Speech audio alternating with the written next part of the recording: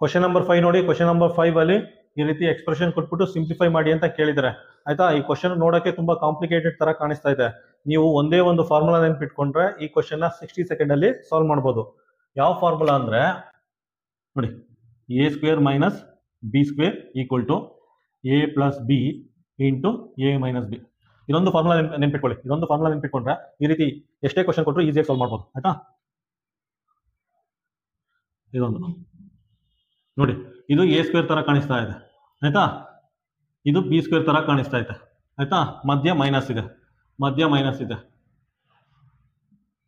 a square minus B square ಆ shape ಅಲ್ಲಿ ಇದೆ. ಸೊ ನೀವು ಅದನ್ನೇ ಬರ್ಕೊಳ್ಳಿ ನೋಡಿ. ಅಂದ್ರೆ a ಪ್ಲಸ್ ಬಿ 0.8 ಪ್ಲಸ್ 0.04 ಅಂತ ಬರ್ಕೊಳ್ಳಿ. ನೆಕ್ಸ್ಟ್ ಇಂಟು ಎ ಅಂದ್ರೆ 0.8